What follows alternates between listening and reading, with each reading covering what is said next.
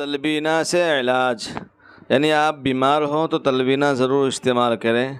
حضرت عائشہ رضی اللہ عنہا بیمار کے لیے تلبینہ تیار کرنے کا حکم دیتی تھیں اور فرماتی تھی کہ میں نے حضور کو فرماتے ہوئے سنا، تلبینہ بیمار کے دل کو سکون پہنچاتا ہے اور رنج و غم ٹینشن کو دور کرتا ہے۔ فائدہ: جو یعنی بارلے کو کوٹ کر دودھ میں پکانے کے بعد میٹھے کے لیے اس میں شہد ڈالا جاتا ہے اور اس کو تلبینہ کہتے ہیں۔ بخاری شریف۔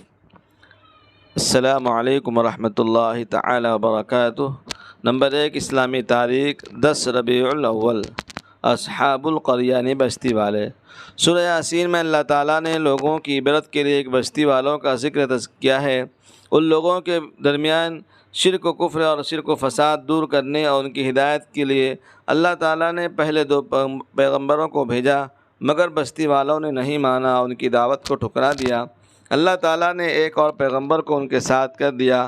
تینوں پیغمبروں نے وہاں کے رہنے والوں کو یقین دلایا کہ ہم اللہ کے پیغمبر اور رسول ہیں، مگر اس پر بھی ان لوگوں نے نہیں مانا، مذاق اڑانے لگے اور مار ڈالنے کی دھمکی دینے لگے۔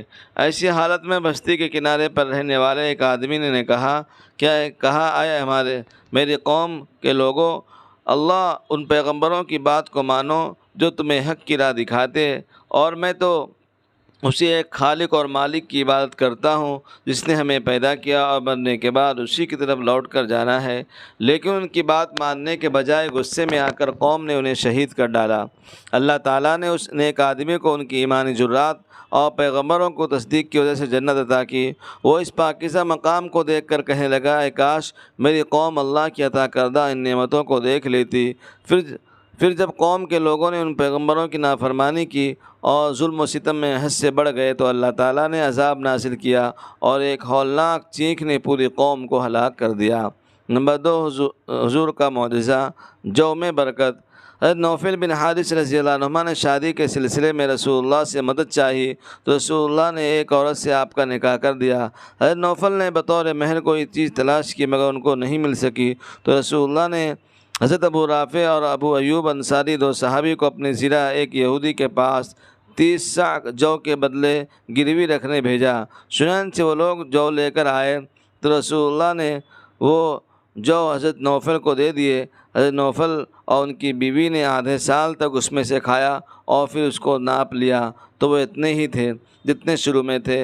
حضرت نوفل نے رسول اللہ کو سامنے ذکر کیا تو رسول اللہ نے فرمایا، اگر تم اس کو نہ ناپتے تو تم اس میں پوری زندگی کھاتے رہتے تھے۔ نمبر 3، ایک فرض کے بارے میں، سجدے تلاوت ادا کرنا۔ حضرت ابن عمر رضی اللہ عنہ فرماتے ہیں کہ حضور ہمارے بیچ سجدے والی صورت کی تلاوت فرماتے تو سجدہ کرتے اور ہم لوگ بھی سجدہ کرتے، یہاں تک کہ ہم میں سے بعض کو اپنی پیشانی رکھنے کی جگہ نہیں ملتی۔ نوٹ: سجدے والی آیت تلاوت کرنے کے بعد تلاوت کرنے والے اور سننے والے پر سجدہ کرنا واجب ہے۔ نمبر 4، ایک سنت کے بارے میں، اولاد کے لیے دعا کرنا۔ اگر کسی کی اولاد نہ ہو تو اس دعا کا اہتمام کرنا چاہیے، رب لا تذرنی فردا وانت خیر الوارثین۔ ترجمہ: اے ہمارے پروردگار مجھے اکیلا مت چھوڑیے اور آپ تو سب سے بہتر وارث ہیں۔ نمبر 5، ایک اہم عمل کی فضیلت، گناہ سے توبہ کرنا۔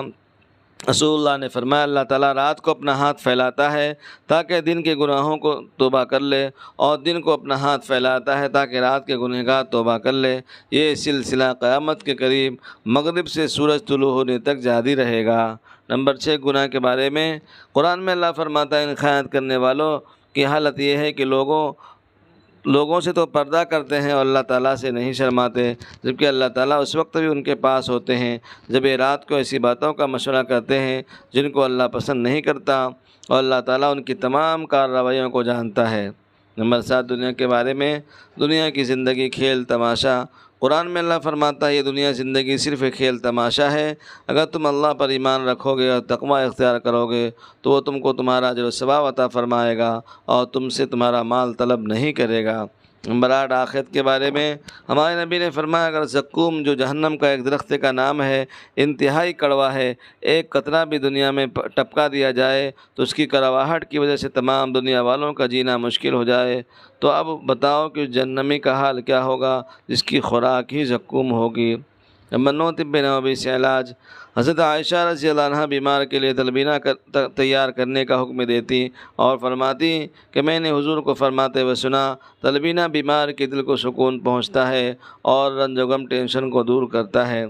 فائدہ: جو یعنی انگلش میں بارلے بولتے ہیں، کوٹ کر دودھ میں پکانے کے بعد اس میں شہد ڈالا جائے، اس کو تلبینہ کہتے ہیں۔ نمبر 10 نبی صلی اللہ علیہ وسلم کی نصیحت۔ رسول اللہ نے فرمایا، اے مسلمان عورتوں، کوئی پڑوسن اپنی پڑوسن کے لیے ہدیہ دینے کو حقیر نہ سمجھے، خواہ وہ بکری کا ایک کھر ہی کیوں نہ ہو۔